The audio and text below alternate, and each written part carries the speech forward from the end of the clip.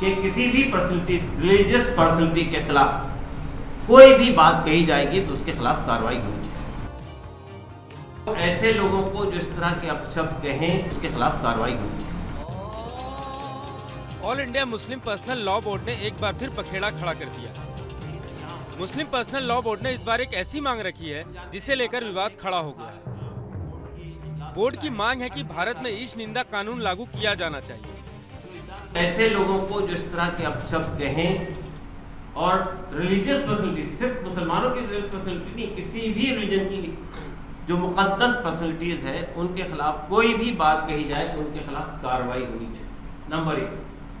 और हमारे देश में ऐसा कानून बनाया जाना चाहिए ब्लास्फेमी से मुताल्लिक कि किसी भी पर्सनैलिटी, रिलीजियस पर्सनैलिटी के खिलाफ कोई भी बात कही जाएगी तो उसके खिलाफ कार्रवाई होनी चाहिए। दरअसल कल कानपुर में all India Muslim personal law board के 27वें जलसे का समापन था। इस जलसे में यूनिफॉर्म सिविल कोड के खिलाफ चर्चा की गई और कई प्रस्ताव भी पास किए गए। सबसे पहले समझिए ईश निंदा कानून है क्या। ईश निंदा का मतलब होता है ईश्वर की निंदा। इसके खिलाफ बने कानून को ईश निंदा कानून कहते हैं। पाकिस्तान समेत दुनिया के 26% देशों में ईश निंदा कानून लागू है। इनमें से 70% देश मुस्लिम बहुल है। इन देशों में ईश निंदा के आरोप के तहत जुर्माना और कैद की सजा का प्रावधान है, लेकिन सऊदी अरब, ईरान और पाकिस्तान में इस अपराध में मौत तक की सजा का प्रावधान है। यही वजह है कि ईश निंदा कानून की वजह से पाकिस्तान पर कई बार सवाल उठते रहे हैं, क्योंकि दुनिया भर में इस कानून के दुरुपयोग के कई मामले सामने आ चुके हैं।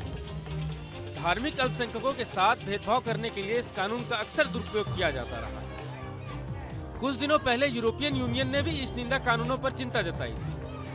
ऐसे में भारत में इस कानून की मांग से विवाद बढ़ना तय माना जा रहा है कि किसी भी पर्सनैलिटी, रिलीजियस पर्सनैलिटी के खिलाफ कोई भी बात कही जाएगी तो उसके खिलाफ कार्रवाई होनी चाहिए।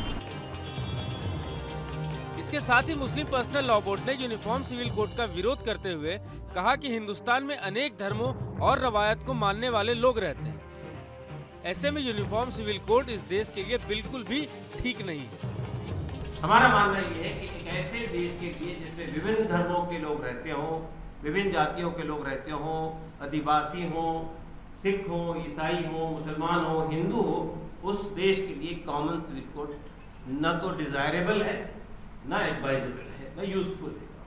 इसलिए कॉमन सिविल कोड का मुतालबा अगर कोई भी कोशिश directly, indirectly, partially, fully uniform civil code लाने के लिए की जाएगी तो हमारे लिए भी और देश के बहुत सारे तबकों के लिए भी एक्सेप्टेबल नहीं होगा, एंटी कॉन्स्टिट्यूशनल होगा। आपको बता दें कि कुछ दिन पहले ही इलाहाबाद हाई कोर्ट ने अपने एक फैसले में केंद्र सरकार को पूरे देश में यूनिफॉर्म सिविल कोड लागू करने की सलाह दी थी। लेकिन इस सलाह पर मुस्लिम पर्सनल लॉ बोर्ड ने जिस तरह से अपनी नसीहत दी है, उससे इस मसले को लेकर विवाद बढ़ना तय माना जा रहा है। Team news nation.